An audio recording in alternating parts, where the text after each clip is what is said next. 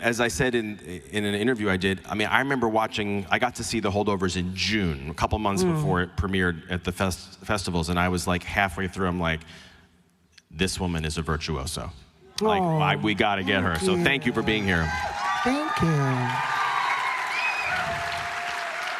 So for anyone who's not familiar with kind of the behind the scenes of the Holdovers, this is a movie that you shot over 2 years ago. It was purchased at the Toronto Film Festival a year and a half ago. Yes. Secretly. It wasn't like... I was at the Toronto Film Festival for another movie, and Alexander was like, I'm here. And I was like, well, can I come and see the movie? Nope. Wow. So people, like, buyers saw it, and I was just like, well, hope you like it. And the company that bought it, Focus Features, decided, even though it's done and it's September, we're not gonna put it out because we really want it to, like, make sure we can nurture it, so we're gonna wait a whole other year. Yeah.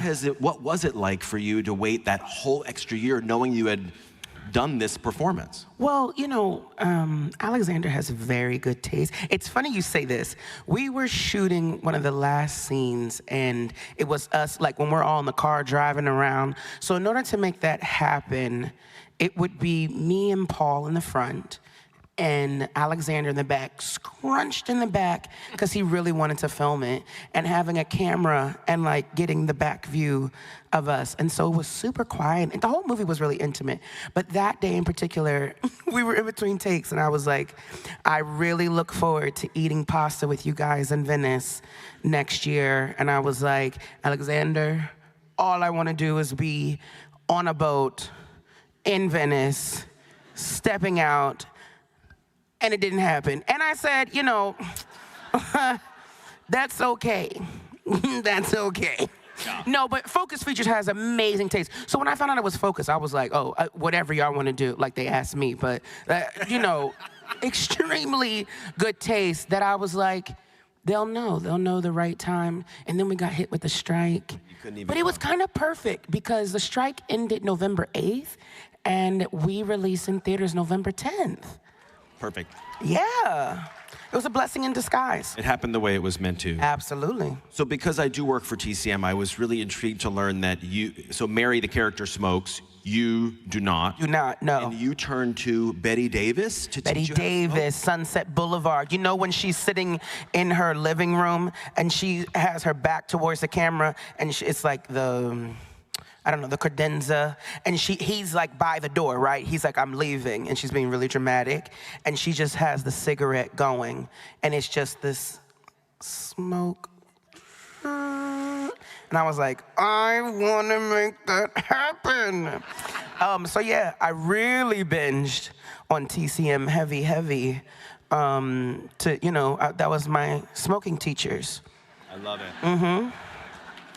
And then, as people may be aware, it was important to you, Mary, as a cook in the you wanted to cook. You wanted to actually cook. Yes. Did you get to, like, I mean, the rest of whatever she was making was going to be in the script. You didn't get to say. Yes and no.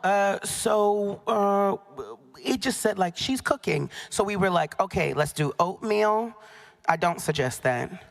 Because after many takes, oatmeal congeals, and that thing is like plaster. And then you're doing a take, and you're like, ugh, and it doesn't move. So I'll rethink that one next time.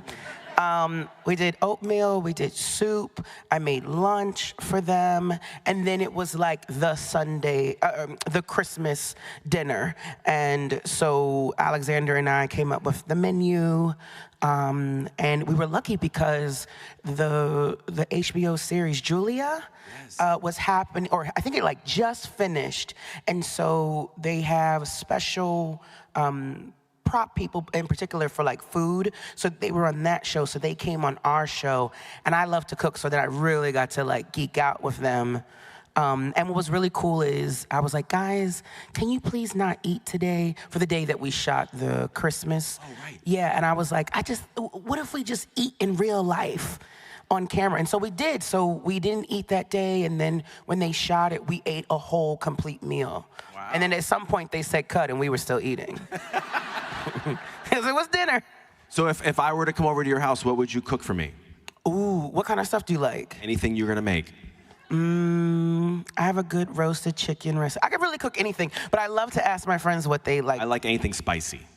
Ooh, okay. Then maybe I might do like a mole chicken and some rice and some grilled roasted vegetables. Like roast them first and then put them on the grill for the grill marks. Yes. Yum, right? I want all of that. And then some like street corn. That could be really fun. Okay, great.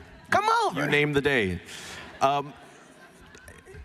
The character of Mary Lamb is obviously very meaningful to anyone who's gone through loss or grief in their lives. Yeah. What have been some things that people have said to you once they've seen this movie and want to talk to you about it?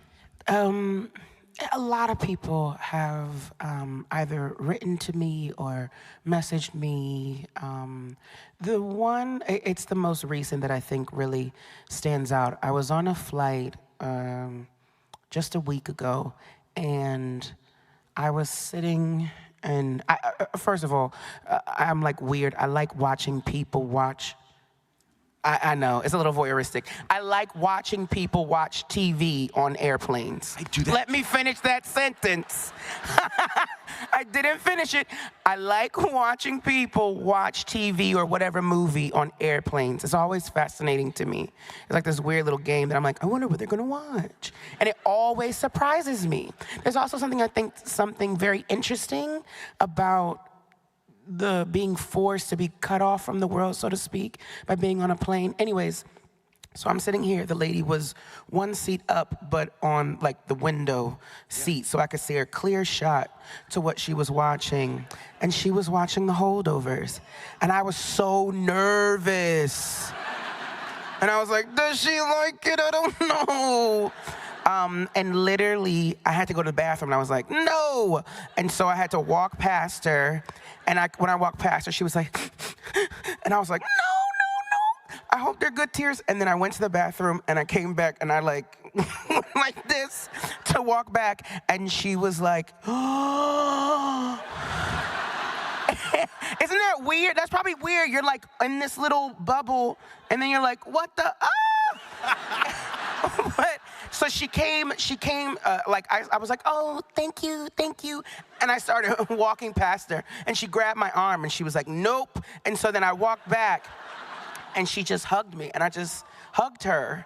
And it was so, that's stuff you dream of. And she was like, which is crazy, she was like, my daughter, her grandson had just passed. No. And she was like, I know, she goes, you did too good of a job that I know my daughter is not going to be ready for this. But when she is, she said, I've seen it 4 times already, and I told her, this is gonna be the thing that's gonna help you. And I was like, what? But it's you can't. That's why you do it. That's exactly why I do it. The movie came to life for her on the airplane. Yes. I love it. Yeah. Thank you so much. Thank you.